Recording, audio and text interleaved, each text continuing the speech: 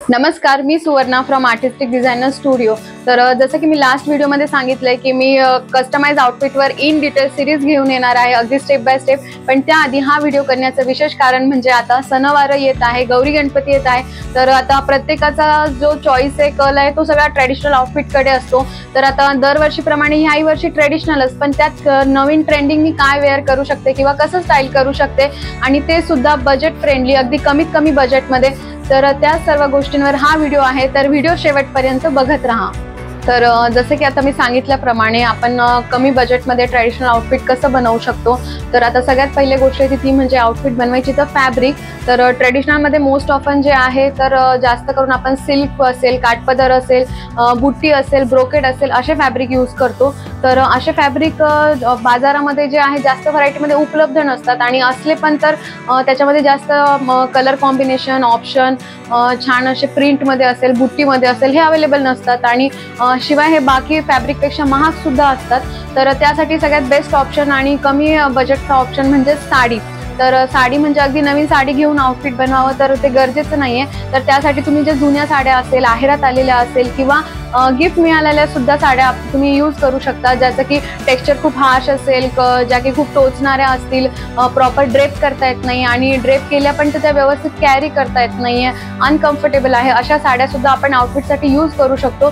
तर साडीचं आउटफिट म्हटलं की आपल्या डोळ्यासमोर एकतर घागरा, चोली येतं पॅटर्न, किंवा मग आयदर वन पीस येतं, frock style long one piece. तर असं नाहीये, आपण एकाच साडीमध्ये ज्याचं की पदर आणि काठा वापरून अगदी छान छान इंडो वेस्टर्न कम्फर्टेबल आउटफिट कसे बनवू शकतो, किंवा काय काय बनवलेले आहेत मी ते सुद्धा आउटफिट तुम्हाला याच्यामध्ये दाखवणार आहे।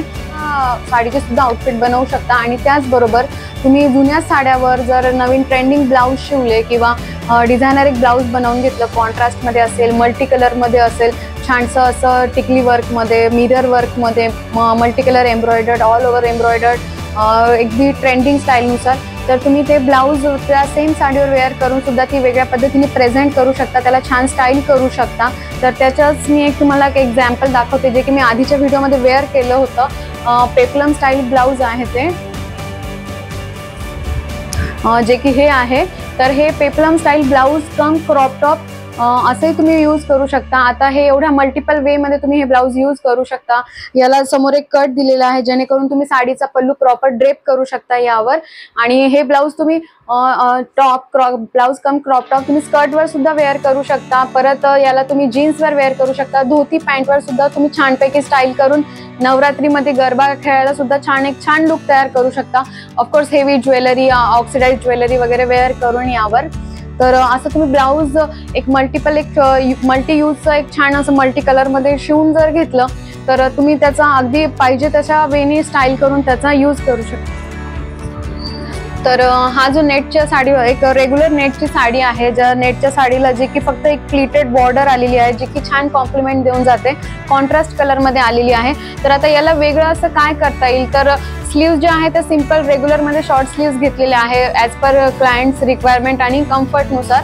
तर याला फक्त नेकमध्ये काहीतरी वेगळं करता येईल का, काही इल्युजन पॅटर्न तयार करता येईल का, म्हणून नेकमध्ये इल्युजन नेकलाईन दिलेली आहे। याचा इनर जो आहे, आता ऑफकोर्स नेटची साडी तर त्याला सॅटिनचं अस्तर लागणार आहे, त्यामुळे इथे याला लायनरमध्ये जे आहे सॅटिन यूज केले, जेणेकरून एक शाईन येईल, एक छान असा आणखी लुक तयार होईल त्या आउटफिटचा।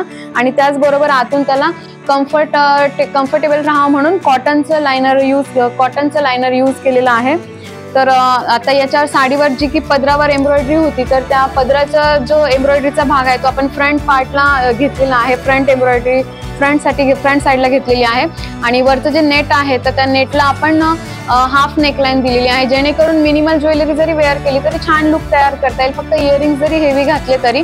आणि याचा बॅक पार्ट जो आहे, तर बॅकला छान असा बोचा पॅटर्न केलेला आहे टाईटमध्ये, इझिली वेअर करता यावं म्हणून बॅक ओपनिंग दिलेलं आहे, इनविजिबल झिप ओपनिंग त्याला। आणि फ्रंटला जे आहे ते प्लीटेड दिलेलं आहे।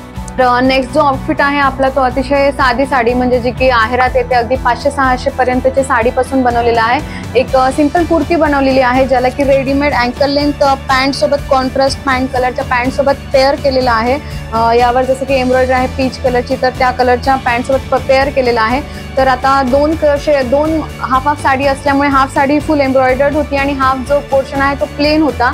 आणि ऑफकोर्स जॉर्जेटची साडी आहे, तर त्याच्यावर एम्ब्रॉयडरी आल्यामुळे याच्यावर जे आहे ते सिल्वर गोटा लेसचं डिटेलिंग यूज केलेलं आहे, जेणेकरून की छानसा लुक यावा आणि एक कटआउट भेटावं. कारण एम्ब्रॉयडर्ड जरी असलं तरी पण दोन्ही जे शेड आहे ते सेम आहेत, व्हाईट कलरमध्ये आहे, अगदी लाईट कलर असल्यामुळे सिल्वर कलरची गोटा लेस ऍड केलेली. तर आता ह्या कुर्तीला जे आहे वरच्या बॉडीला एक अनारकली स्टाईल पॅटर्न लुक तयार केलेला आहे. म्हणजे गोष्ट अशी तर की हा कुर्तीला जे आहे ते हाय नेक दिलेला आहे, जेणेकरून की दुपट्टा घ्यायची गरज नाही आणि शिवाय फार अशी हेवी गळ्यात वेगळी ज्वेलरी पण घालायची गरज नाही, फक्त हेवी इयरिंग्स घालले तरी सुद्धा इनफ आहे.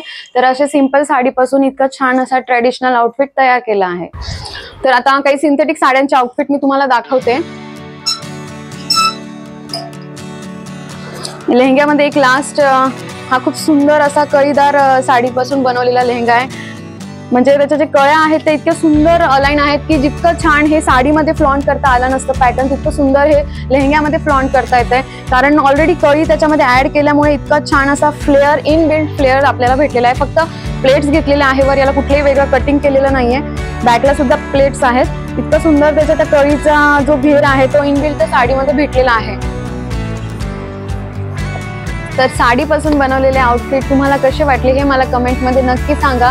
आणि इथून असेच बनवलेले साडीपासून बनवलेले आउटफिट तुम्हाला जर बघायचे असेल की कुठले कुठले पॅटर्न आणखी बनवू शकतात प्रत्येक साडीमध्ये, आणखी कुठले कुठले नवीन व्हरायटीज आपण ट्राय करू शकतो, तर त्यासाठी माझ्या इंस्टाग्राम आयडीला नक्की फॉलो करा, ज्यावर की कस्टमाइज बनवलेले साडीपासून बनवलेले आउटफिटचे व्हिडिओज, फोटोज पोस्ट होतात. आणि व्हिडिओ आवडल्यास व्हिडिओला लाईक करा आणि चॅनलला सबस्क्राईब करा. Thank you so much for watching.